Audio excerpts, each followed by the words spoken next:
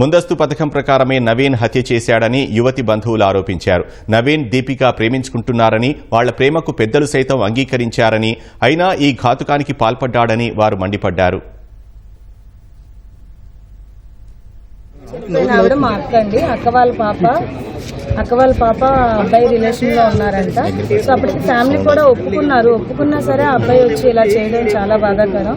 ఆ అమ్మాయి అయితే అసలు మా అక్క అయితే రక్తపు మడుగులో ఉందండి. అతను ఎక్కడ కట్ చేశాడో అసలు రేపు కోస్తాడని తెలుస్తుంది. అమ్మాయికి కూడా కోసేసాడంట. అమ్మాయి వచ్చి అలా రోడ్డు మీద పడిపోతే పోలీసు సార్ తీసుకెళ్లి గాయత్రి హాస్పిటల్లో జాయిన్ చేశారండి సార్.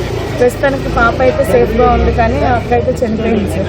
ఇలాంటి నిందితులను కఠినంగా శిక్షించాలి సార్. సీఎం సార్ వరకు వెళ్ళాలి సార్. యాక్చువల్ గా అదైతే లవ్ ఎఫెక్షన్, దాని వల్ల ఏదో జరిగింది సార్. వాళ్ళ రిలేషన్ లో ఉన్నారంట. అది ఫ్యామిలీ కూడా ఒప్పుకుంది సార్. ఒప్పుకున్నాక కూడా ఇలా చేశాడంటే అసలు ఇంకేమనుకోవాలో కూడా తెలియట్లేదు. ఏదైనా ఉంటే వాళ్ళ మధ్య ఉంటే అది కూర్చొని సెటిల్ చేస్తే అయిపోయింది. దానికోసం మనుషులు ప్రాణాలు తీసేంత ఏముంది సార్. ఆ అబ్బాయికి శ్రీకాకుళం దగ్గర నందివాడండి సార్. ఇప్పుడు కూడా అబ్బాయి ఇక్కడ లేడు, అక్కడి నుండి వచ్చి మరీ చేశాడంట. అంటే ఇది ప్రీ ప్లాన్ మర్డరే కదా సార్. ఈ అబ్బాయి ముందుగానే ఏదో ప్లాన్ చేసుకున్నాడు. వాళ్ళిద్దరి మధ్యలో ఏం జరిగిందో మాకు తెలియదు. ఏదైనా ఉన్నా సరే పేరెంట్స్ తో కూర్చొని మాట్లాడితే ఏదైనా సెటిల్ అయిపోతుంది.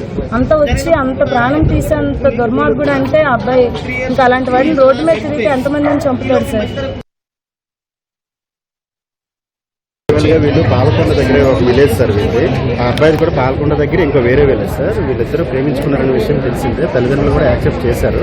రీసెంట్ గా అబ్బాయి వచ్చి మాట్లాడడం కూడా జరిగింది సార్. వాళ్ళు కూడా కొంచెం టైం ఇవ్వు, మాకు డబ్బులు లేవు, చాలా పేదవాళ్ళం మేము, కొద్దిగా నాకు టైం ఇస్తే మీకు ఇద్దరు పెళ్లి చేస్తామని చెప్పారు.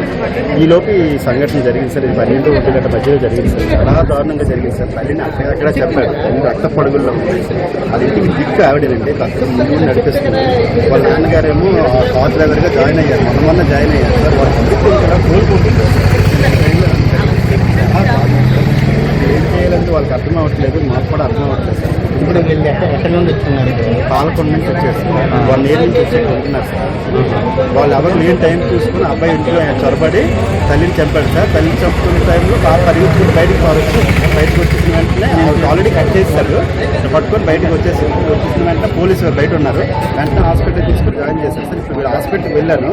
ఆ అమ్మాయికి పరిస్థితి బాగోలేదు, పరిస్థితి మమ్మల్ని చూడనివ్వట్లేదు. కాకపోతే ఏంటంటే పోలీసులు చెప్తున్నాను బట్టి వేరే హాస్పిటల్ షిఫ్ట్ చేస్తామంటున్నారు. మరి పరిస్థితి ఎలా ఉంటుందో తెలియదు సార్ మాకు. దయచేసి మీరు మీ మీడియా వారి ద్వారా పెద్దలు పవన్ కళ్యాణ్ గారికి, లేదంటే లోకేష్ బాబు గారికి, సీఎం వరకు కూడా వెళ్ళాలి సార్. ఇలాంటి వాళ్ళకి శిక్ష పడాలి సార్, పనిష్మెంట్ ఇవ్వాలి.